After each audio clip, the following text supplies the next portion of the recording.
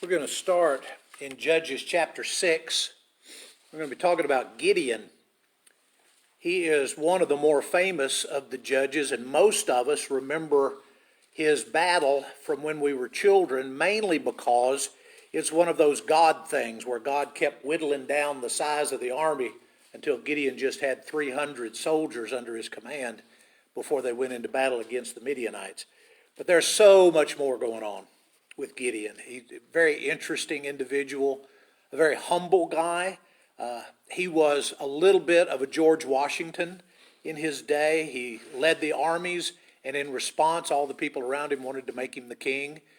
He was far more than just that one battle, but even he made some mistakes. So I guess as we go through, you'll be able to see yourself in some of these passages. On some days, we feel like we're just not worthy. We've got nothing to offer, and God keeps trying to pull us along and say, come on, use what you've got. And at other times, we find ourselves in the limelight, and we have to find a way to do the right thing and to not lead other people down the wrong path. So all of that is in Gideon's life. After Deborah and Barak and Jael defeated Sisera and Jabin, it was about 40 years of peace, so we get a generation of followers of God. During that time, the Israelites start backsliding again until they are worshiping Baal and Ashtaroth again. So same kind of result. If there's not enough emphasis on Yahweh, if there's not enough emphasis on God, then things start sliding, and they did. This time God uses the Midianites to teach them a lesson. Moses was kind of a Midianite at one time. You remember when he ran away from Egypt, he went to the land of Midian and met Jethro. Jethro's daughter Zipporah, got married to her, had children with her. So in general, the Midianites are not necessarily enemies of Israel, but they were a nomadic people. You remember what Moses' job was? He was a herdsman. He followed the flocks and herds, right? So had to go to a place where there was something for them to eat. And the Midianites were, wide-ranging and had gotten into parts of Canaan.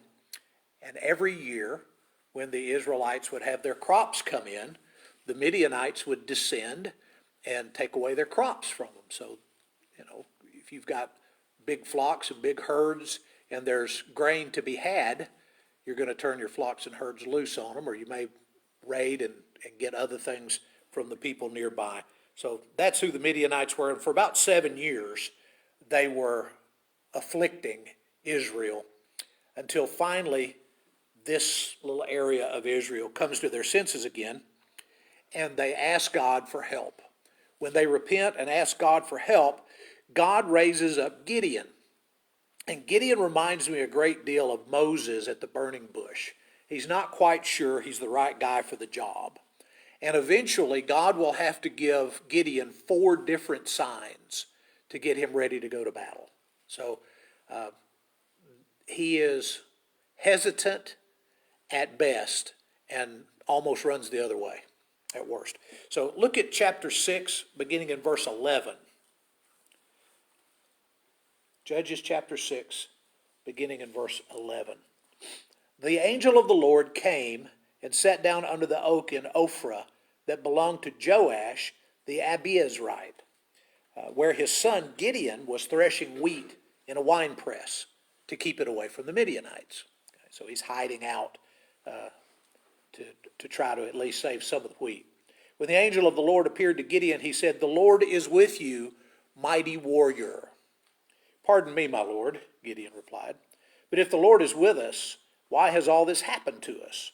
Where are all his wonders that our ancestors told us about when they said, 'Did not the Lord bring us up out of Egypt?' But now the Lord has abandoned us and given us into the hands of Midian." The Lord turned to him and said, "Go in the strength you have and save Israel out of Midian's hand. Am I not sending you?" Doesn't that sound familiar? Moses says, "I can't speak clearly," and God says, "I'll be with you. I'm the one that's sending you." "Pardon me, my Lord," Gideon replied, But how can I save Israel? My clan is the weakest clan in Manasseh. I am the least in my family. And the Lord answered, I will be with you, and you will strike down all the Midianites, leaving none alive. Gideon replied, If now I have found favor in your eyes, give me a sign that it really is you talking to me. Please do not go away until I come back and bring my offering and set it before you. The Lord said, I'll wait till you return. Gideon went inside, prepared a young goat, and from an ephah of flour he made bread without yeast. Putting the meat in a basket and its broth in a pot, he brought them out and offered them to him under the oak. And the angel of God said, Take the meat and the unleavened bread, place them on this rock, and pour out the broth. So Gideon did. The angel of the Lord touched the meat and the unleavened bread with the tip of the staff that was in his hand. Fire flared up from the rock, consumed the meat and the bread, and the angel of the Lord disappeared. When Gideon realized that it was the angel of the Lord, he exclaimed, Alas, sovereign Lord, I have seen the angel of the Lord face to face. But the Lord said to him, Peace, do not be afraid, you're not going to die. So Gideon built an altar to the Lord there and called it, The Lord is Peace. And to this day, it stands in Ophrah of the Abiezrites. So his first sign is one of the most amazing. Right? He actually gets an audience with the angel that's referred to as the angel of the Lord.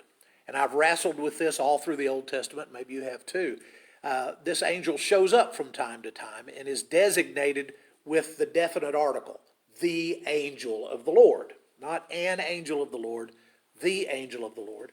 And usually it's hard to tell when the angel of the Lord stops talking and the Lord starts talking.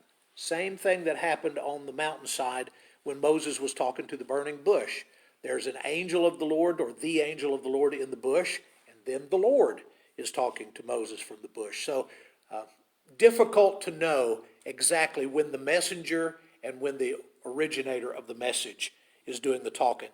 But he has seen the angel of the Lord and he's terrified. He's afraid that he's going to die. God gives him peace. He makes a sacrifice to God. And God has called him to go and to do what he needs to do. But before it's time to go fight the Midianites, he first has to fight the battle inside his own tribe.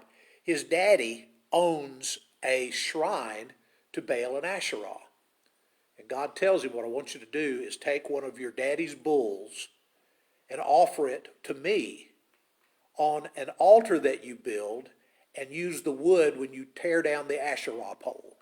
So he goes, he destroys the altar to Baal, he cuts down the Asherah pole and turns it into firewood to make a sacrifice out of one of his daddy's bulls, out of his herd. The next day, the people come to worship at the Baal shrine, and it's not there anymore. They find out that Gideon is the one who has done it, and they want to kill him. But his dad defends Gideon by saying, why don't you let Baal fight his own battles? If Baal really wants revenge, then Baal can take care of it himself. And so the people around there started calling Gideon by a nickname, and his nickname was Jerub Baal, which means let Baal defend for himself. So he has done the first thing that God called him on him to do, and it may have been, I don't know, at least somewhat more difficult than the battle against the Midianites. This was his own home clan. This was the people he grew up with, friends of his, that he was attacking as far as tearing down their monuments was concerned. When he gets ready to actually go to the battle, he calls Manasseh and Asher and Zebulun and Naphtali along with the Abiezrites. Okay, so he gets his family group and then 4 more of the tribes that were living around that area, because they were all having the same problem with the same group. And so he's able to get at least a third of the nation of Israel all at one time under his command. Later on we'll find that he brings in some other tribes. Ephraim is going to come in and want to be part of this. So he'll have almost half of Israel under his command at one time. So we're getting away from smaller groups and into some larger groups. We're still not the whole nation of Israel. That won't happen for hundreds of years. But we are at least to a point where several of the tribes are joining in together. All right? Go down to verse 36.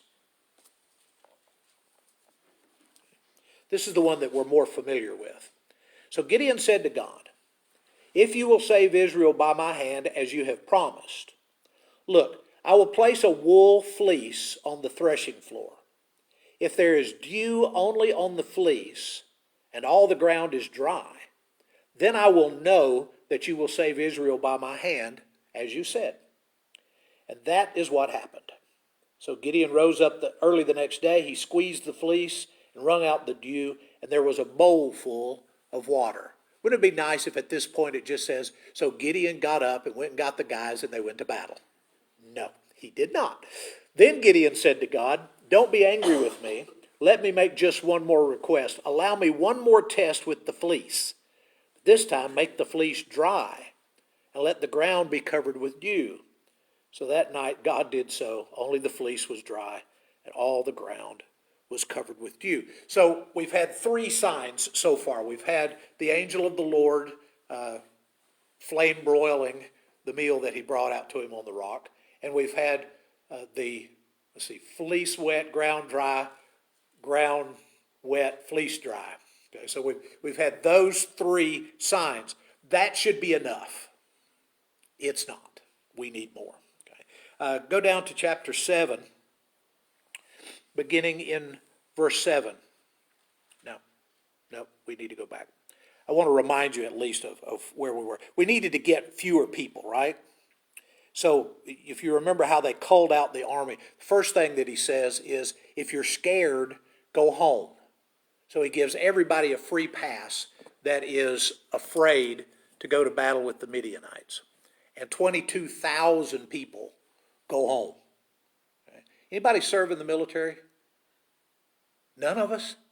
I always think I'm the only guy in the room that didn't serve. So, okay.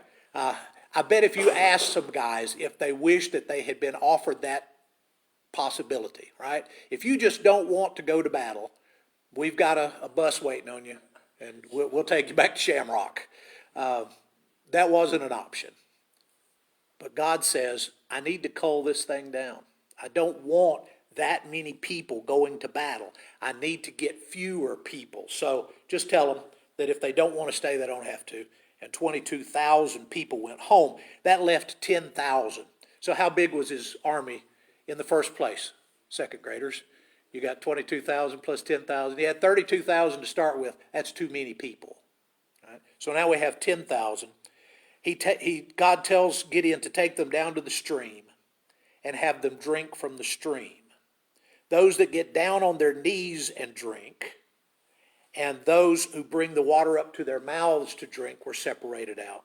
And the smaller number was the 300. So he ends up with just 300 men out of 32,000 men. And God wants him to go into battle now. Now, if you're Gideon, and it was tough for you to believe that God was going to deliver Israel through your hand, and now God keeps sending people home, how do you feel? Are you real confident about how things are going? Probably not. But he sends the 9,700 back to the tents. Okay, so there's still general population. Takes the 300, and the way they're going to do the battle is to outfit each one with a pot, which they will use to cover up a torch, and a trumpet. That's the warfare that they're going to do. They divide into three sections, and they're going to break the pot, hold up the torch, blow the trumpet, and yell, "A sword for the Lord and for Gideon." That's the game plan. Okay. Now, of great game plans from the Old Testament, this one ranks right up there with, we'll march around it one time today and one time tomorrow, and then on the seventh day we'll march around 7 times and the walls will fall down. Right? This is a definite God thing. He has culled it down as far as he can cull it down.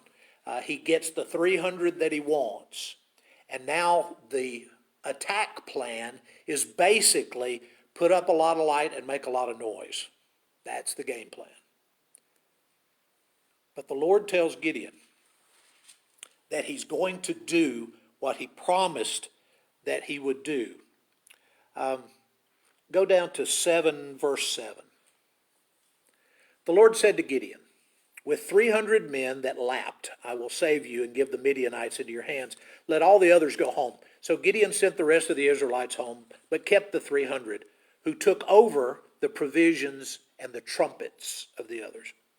Now the camp of Midian lay below him in the valley.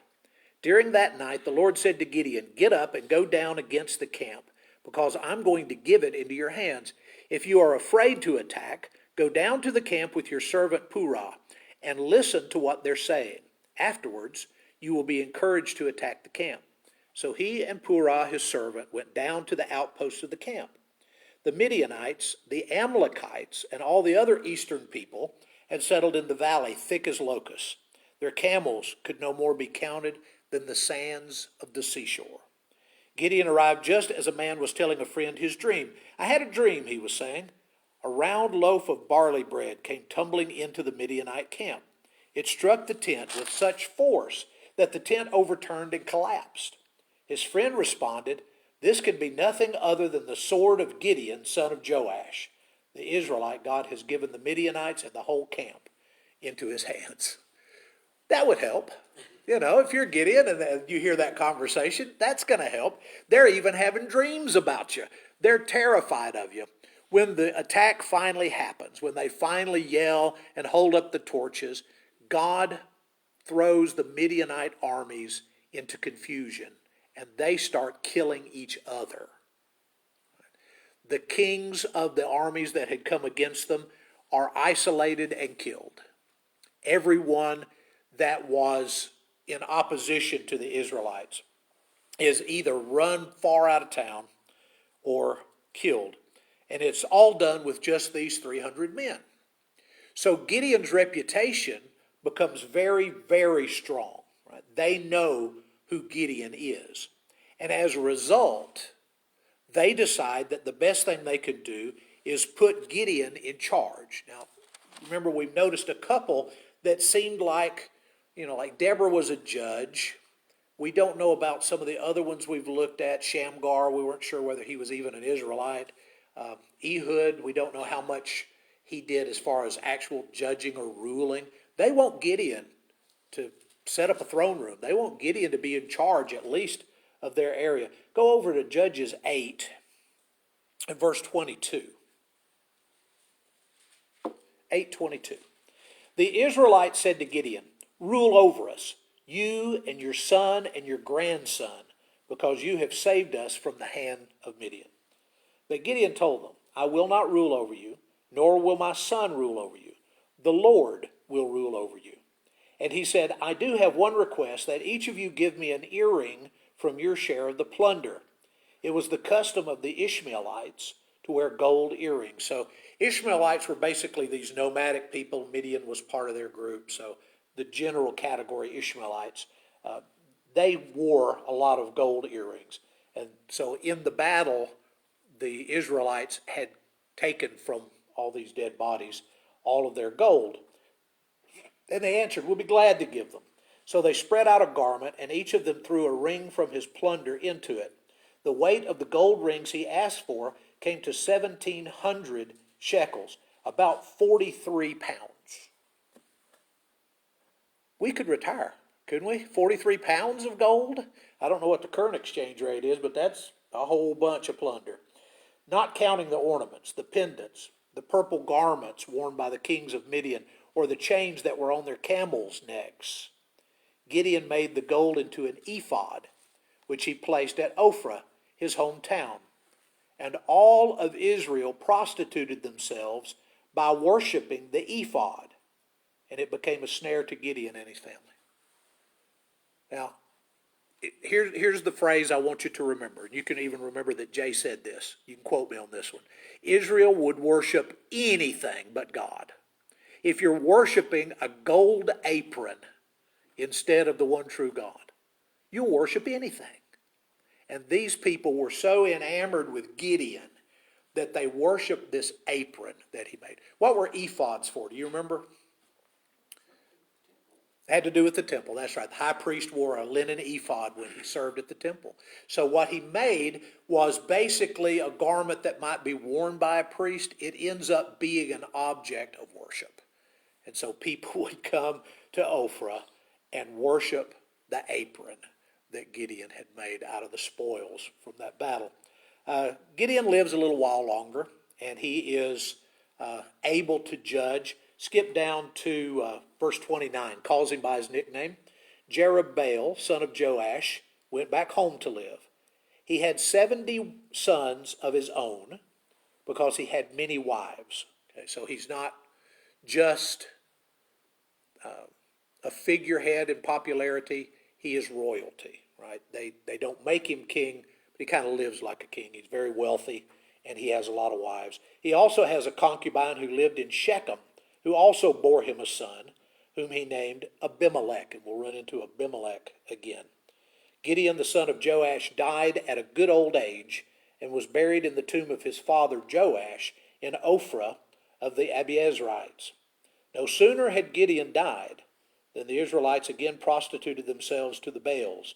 They set up a Baal Berith as their god and did not remember the Lord their God, who had rescued them from the hands of all their enemies on every side.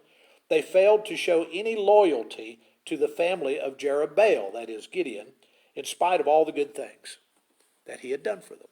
So we go from you be our king, and then your son will be our king, and your grandson will be our king, to we'll worship the apron that you made. We'll set up a Baal Berith in the place where we were worshiping God, and we'll just forget all about your bunch. It only takes a generation, doesn't it? And they're back out the back door again. So as long as Gideon was around, things were doing fairly well. But as soon as Gideon was gone, things got worse. Lord willing, next week we'll revisit Abimelech. We'll find out who this guy is and what he did. How many of you really like Gideon? He's on the good guy list. I like him. I don't think most of the bad things that happened were necessarily Gideon's fault. Perhaps making the ephod was poor judgment in hindsight, but how would you have known that that was what people were going to do?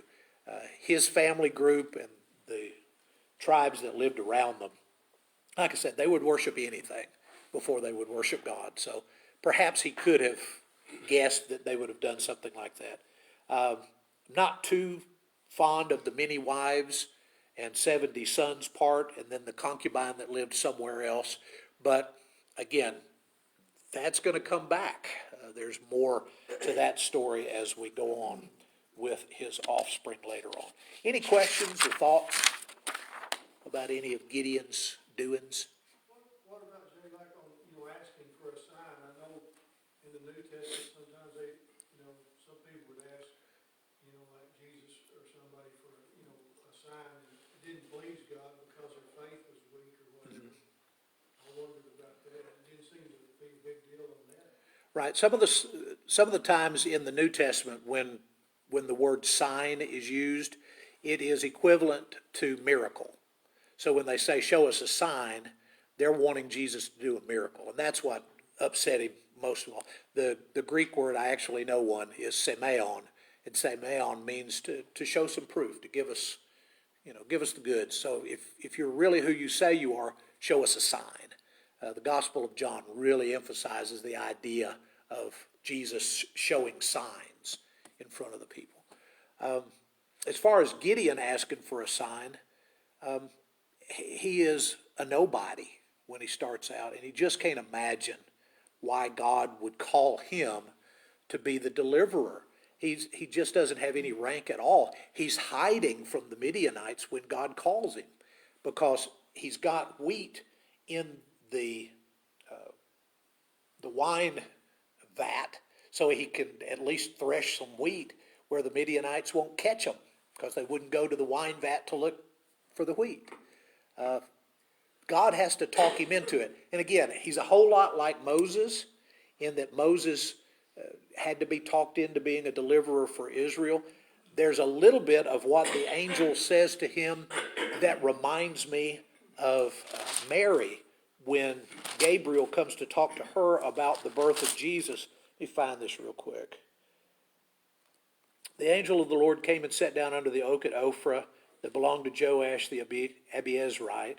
His son Gideon was threshing wheat in the winepress to keep it from the Midianites. When the angel of the Lord appeared to Gideon, he said, "The Lord is with you, mighty warrior." What did Gabriel say to Mary when he first came to her? "Hail Mary, you are beloved of God. You are blessed of God." And she's like, "What are you talking about?" I'm a nobody. God can use nobodies if nobodies can be talked into it. And sometimes it takes longer to talk them into it than other times. And Gideon, it took 4 different signs for him to finally buy in that God was going to do through him what God wanted to do. So there's a little bit of a difference between the signs that Gideon was looking for and the signs of the Old Testament. There is a passage, when Satan comes to Jesus and tells him to jump off the temple. And his answer is, "You will not test the Lord your God." Don't put the Lord your God to the test. That might be a little more similar. The idea that, testing God, asking God over and over and making him give you signs, maybe that would fit more into what Gideon was doing. Anything else? What's really curious to me always has been that no matter what God did for the Jewish people, Israelites, it didn't matter. They still was going to turn around and worship something else. Absolutely. No matter what he did or how many signs or how many battles they won, over a period of time, they still going to go back to their old ways. Yeah. They had 2 things against them. One is that they were still tribal lives. There wasn't a central government. So there was not a government to mandate who God would be. Once you get like Solomon is in there, Solomon mandates that Yahweh worship is the national government, but he still builds little monuments for his wives' gods. So even then, we have problems. David seems to have been very Yahweh-centered. It was just Yahweh worship during that time frame.